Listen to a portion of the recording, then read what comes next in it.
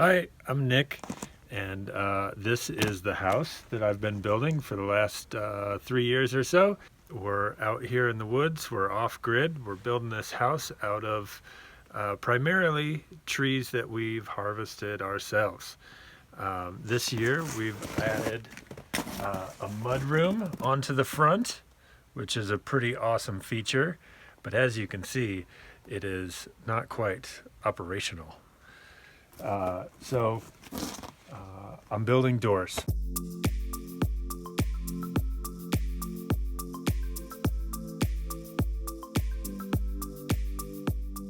We are replacing the front door of the house, which is a fine door. It was, we bought it used at the Habitat Restore. One of the more expensive items in a store like that. But we'll be happier in the end with doors that came from our own property and out of my own hands. So I'm making a matching set, one for the front door of the house and one to replace that door. So I'm taking the slow road to some big heavy doors, which involves a lot of flattening and planing of slabs that I milled a while back. And so these doors will be made also from material harvested right here. As I said, they're big and heavy.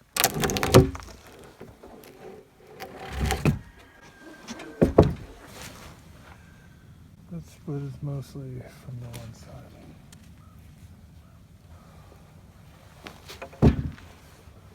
So these slabs I milled a long time ago, it seems. I believe it's over 3 years ago. I did it with a chainsaw mill and my Stihl 660 chainsaw and a 36-inch bar. So they're rough. They have a rough surface, and in drying over the years, they have also twisted ever so slightly. So the first thing I like to do to them is give them one straight edge. With that one straight edge, I can then do passes through the table saw to get parallel edges.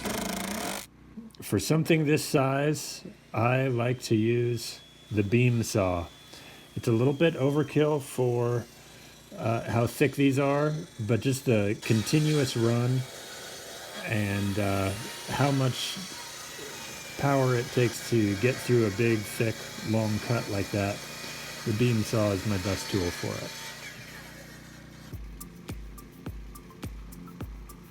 So this 8-foot long slab is going to make 2 panels for the door.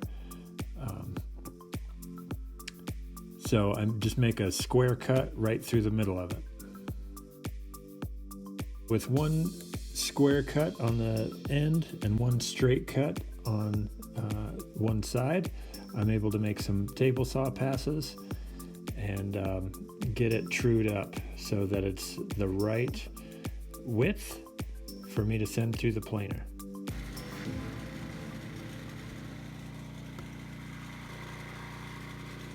So with these panels having twisted a bit, I want to go through a flattening process before I send it through the planer. The tables on the planer are only so long. It's less than 2 feet from one end of the table to the other, and so that's not a big enough reference for me to get a truly flat surface. So with this table that I know is flat, that I'm working on, I trust it to be flat. I set up this router bed. This sled that moves across the top should be cutting a flat plane. I have a surfacing bit in my router, and I'm just making passes about 2/3 the width of the router bit.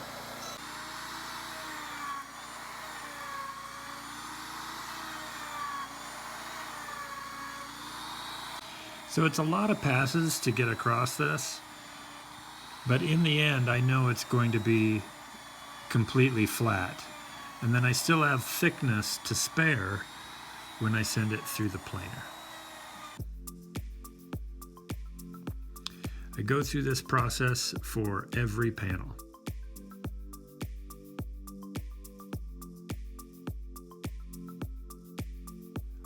I screw the panel down to the table outside of what I'm actually going to use. So I'll cut those screw holes right off in the end.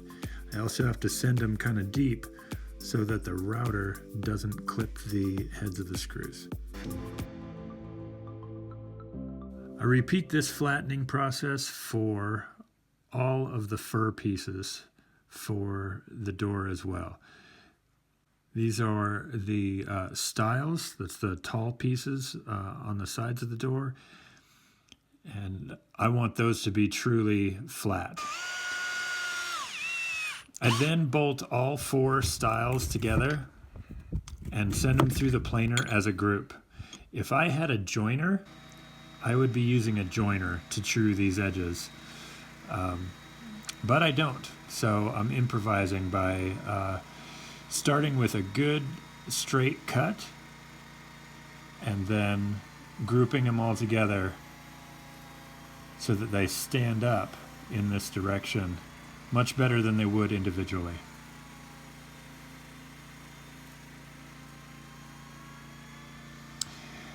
But that big group of pieces is very heavy, so that process was a little cumbersome.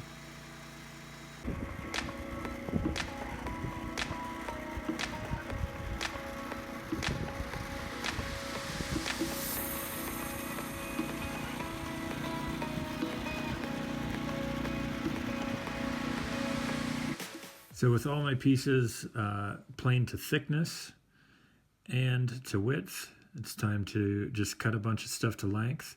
I'm leaving them a little long because of how I cut the joinery. Then it's a whole lot of router table time. Most of these pieces have a 3/4 inch by 1 inch deep dado right down the middle. The router table is my best tool for getting this done. If I had a table saw that I loved a whole lot, that I could put a stack dado blade on, I'd probably go that route. But without that, the router table is really a pretty consistent way to do a big, deep dado like that. I'll take this frozen cup of coffee inside, trade it for a liquid one. So is that all of the dado? Yes, I believe so. So for cutting the tenons at the end of the rails, rails are the horizontal pieces on the door. I like to set them all up as a group in the order that they're going to be in the finished door, and cut the shoulders of those tenons with the router and a straight edge. This is so that they end up exactly the same width, so that there's no variation with a separate setup. So that's why I like to have them all set up at one time. I cut one side of the tenon and then I flip them over and I cut the other side of the tenon.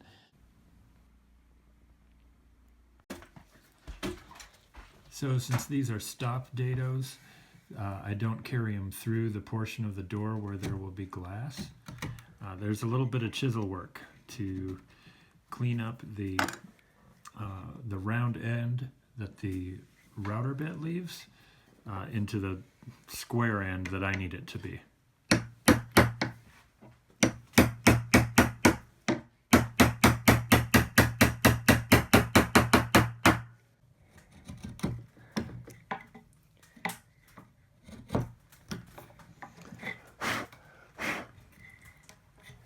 So as I finish the chiseling on each one, I tend to test fit things almost right away, just to give me a little satisfaction that it's done and done well. I want to see a result. That part, oh, maybe I can fit up half of it anyway.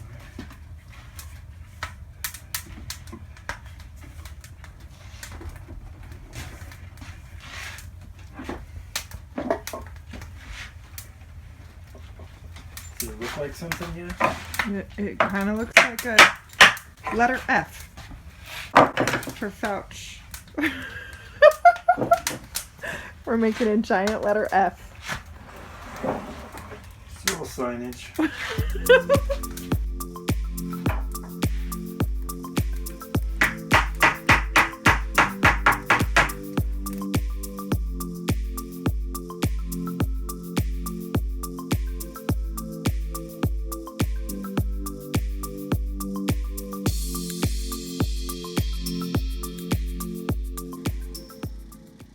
So with these pine panels all planed to their 1.5 inch thickness, it's time to mill that edge profile that fits into the dado on the rails and stiles of the door.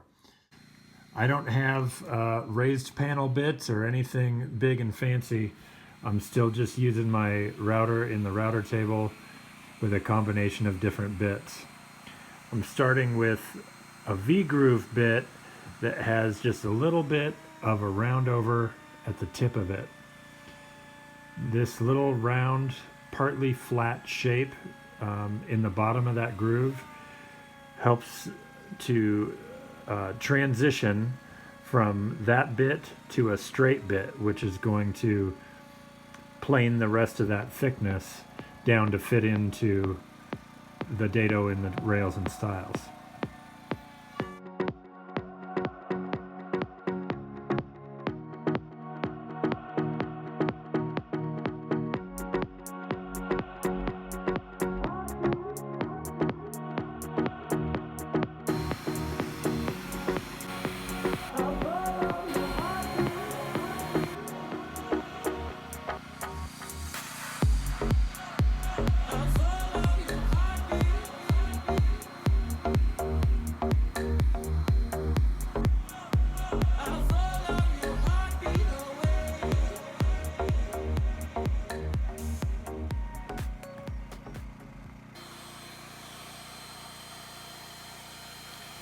So it takes me a couple of tries to get the depth set just right. I have a little area where you won't see it in the end, so I test it a little bit.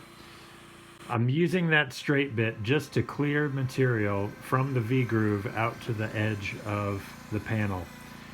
And the depth is kind of crucial here because that depth is what determines the final thickness, and that final thickness is what goes into the dado on the rails and stiles of the door. So the fit of my panel is happening in this step. So for the final pass, I added a little sacrificial fence to the router table. And that's so my router bit can dig into that fence just a little bit because I need it to clear material all the way out at the edge of the panel. After all of these passes, it does take a bit of cleanup with the orbital sander to get that reduction on the panel to look good and to fit nicely into the dado. Milo, mouse whacker. That's what I'm going to use most. I'll probably just leave it on the floor. Why is it called a mouse whacker? Because the part that whacks is the mouse that can kill a mouse by one whack. So before we put glue on this at all, we dry fit the entire door so I can see how every joint is going to go together. I kind of walk through the process of gluing it up and develop a good routine for getting everything where it belongs. You're lucky. You don't wear Okay, his so shoes. lift it up to where it How gets lucky you are, you don't right wear his for that. Yeah, one of his shoes. Mouseware. Yeah.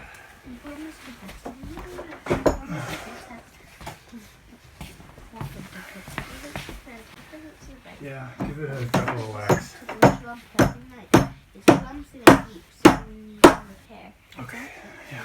And then the second time we put it together, I'm brushing glue onto all of the joints, making sure it doesn't get into hard to sand areas, and making sure it gets everything covered.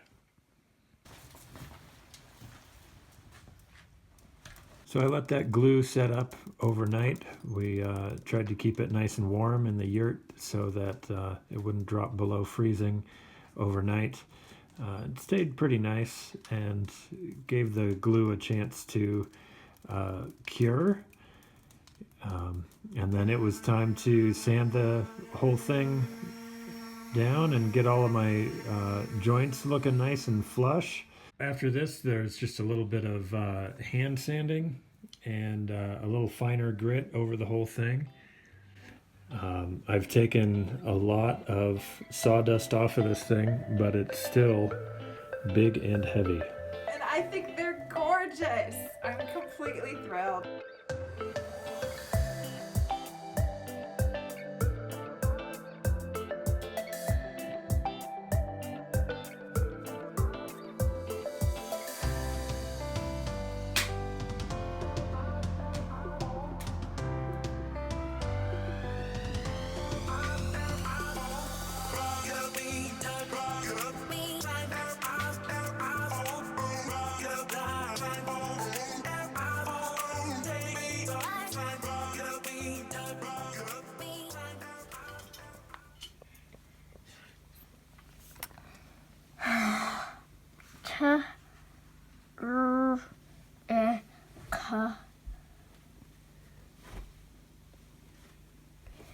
You got it. Blend them together.